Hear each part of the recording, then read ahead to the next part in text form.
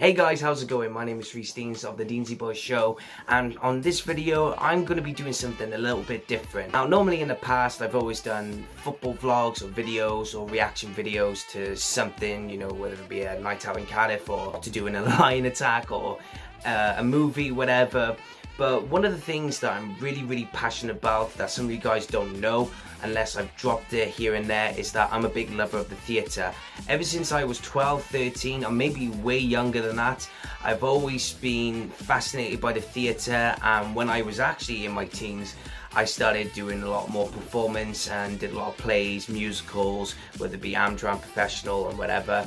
And I've always had quite a fond of it. I've always had a big love of it. And when I went to university, I did two degrees. I did a degree in script writing. I also did a degree in drama. And I thought, in this video, why not do a top 4 or 5 list of my favorite musicals? One of my, actually on the bucket list, I'd love to go to a Broadway musical or Broadway theatre play, just to go there and experience it. But with that being said, I'm gonna give you my top 4 musicals that I love. Let's get down to it. Starting off with number 4, I'm gonna have to go with The Lion King. Everything about The Lion King says on the tin or on the can or whatever. As soon as you walk in through the door, it's just absolutely magical.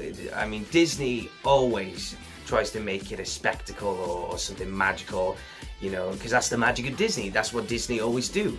And from the moment the musical starts, as soon as that first song hits and everyone comes on with, you know, the costumes and the over-the-top puppeteering or costumes and sceneries and settings and performances, I absolutely loved it. It was one of the very first musicals I went to see when I was 6 or 7 years old, and from then on I just fell in love with it. I always have been a fan of the films as well, and not so long ago, just before the pandemic hit, I think a year or 2 years before the pandemic, I went to go and watch The Lion King with my family at the same time whilst visiting a dear friend of mine in London. So number 4, The Lion King, hands down. Number 3, a lot of people are going to be surprised at this one.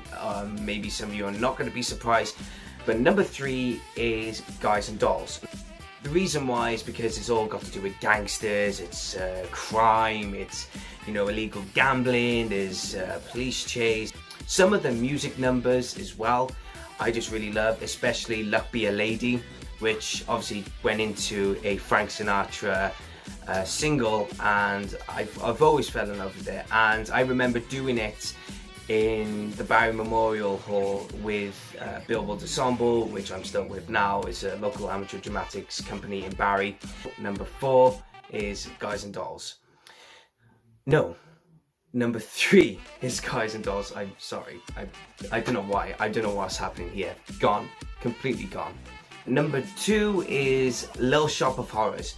Little Shop of Horrors became one of my all-time favourites while I was in comprehensive school or high school, if you're guys watching this in America. The reason why I fell in love with it is because it's so over the top, it's so in your face, it's absolutely ridiculous.